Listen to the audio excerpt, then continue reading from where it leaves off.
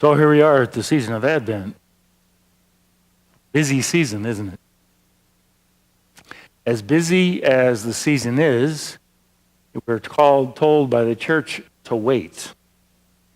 To wait to celebrate the coming of the Lord in our lives. And I would guess most of us have had the experience of waiting for the Lord coming into our personal life. It's like, okay. But with waiting, many of us have a difficulty with it. We'd rather have it now. Am I right? Yeah, me too. And some things we can get now. We can get fast food. Just want something to put in our mouth. We want to communicate with somebody, we can text or Twitter. I've even heard it said that you can talk on those phones. And we can get that now.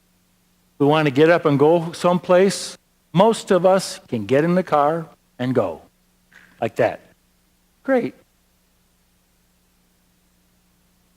So it's nice to be able to get those things. But, there are some things which just take more time. For example, how do you make someone grow up faster? You can't do it. You got to wait for them to grow up, to go through those years, especially the teen years. How can you get to retirement faster? You don't have the money to do it. You just have to wait. It has to unfold. Just has to unfold. That's how it is.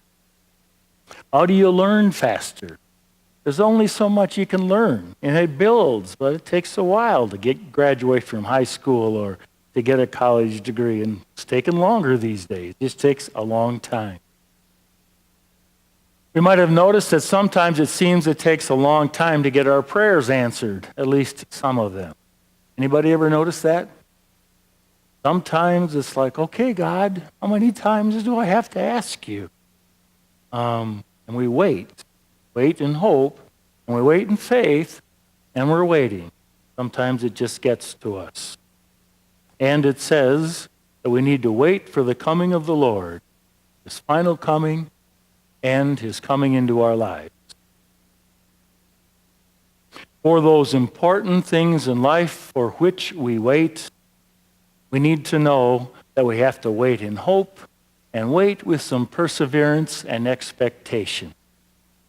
Because while we wait, we can kind of fall asleep.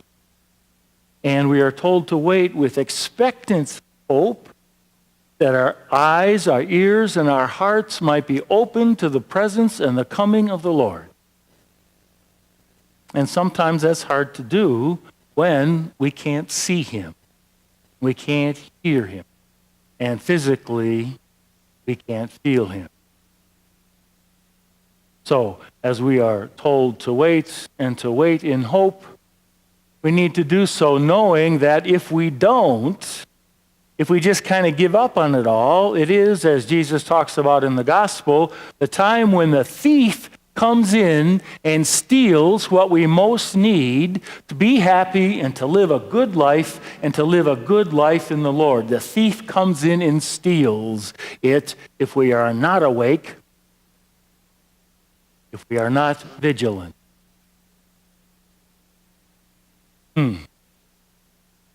Like what? Well, let's take a look at some of our longings. One that's mentioned in the first reading, where don't we have a longing for peace? Does anybody else in here get tired of hearing about the war and seeing people suffering and dying, and for what looks to us like for no good reason? And it just doesn't end. And why is that? So we heard in that first reading that all will be called to Jerusalem. All will be called to the mountain. All will come together and will take their swords and beat them into plowshares. And will take their spears and beat them into pruning hooks. What a great image. We take the weapons of war. Today there would be tanks and bombs, missiles. And what if we didn't have them, but we had money to build roads and feed people, for example. Wouldn't that be great? That's the peace for which we long. And if we long for that peace, we have to be attentive to that lack of peace in our own hearts. Because isn't it true that we have our own weaponry in dealing with others? Is that true? It's our thoughts, our attitudes, our words that can come as sharp as any sword and as deep. And can really hurt somebody else.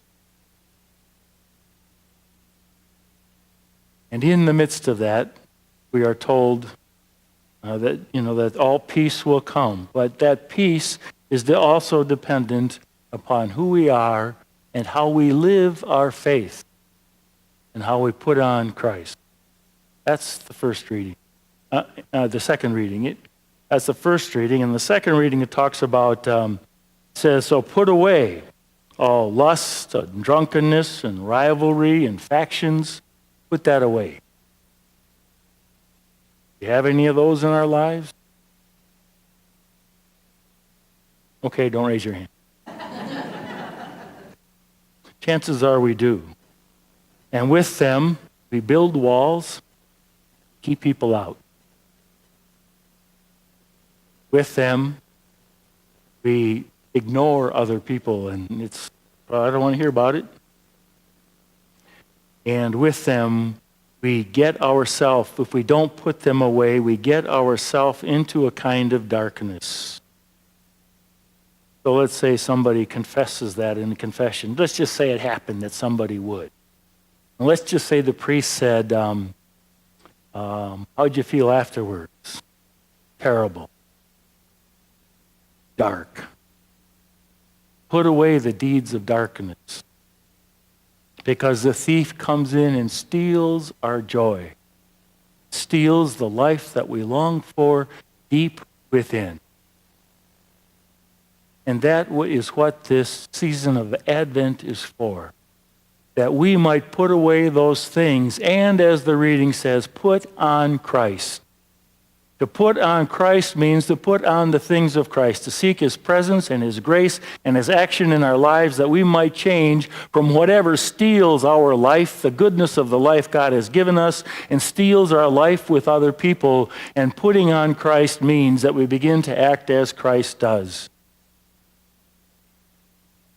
So, put away the jealousy and the rivalry, the lust, whatever drunkenness, whatever our source of addiction is. It can be food, can be drink, can be television, can be the internet. Put it away and begin to do something different in our lives. Because while we are waiting, it's not just sitting there twiddling our thumbs. It's kind of a waiting in which we prepare for the life for which God has made us. Because there is more to life now than we now know. I don't care how old we are. I don't care how joyous we are. God is always more. There is more to life than we now know. And what the season of Advent says is, hope in that and prepare for it.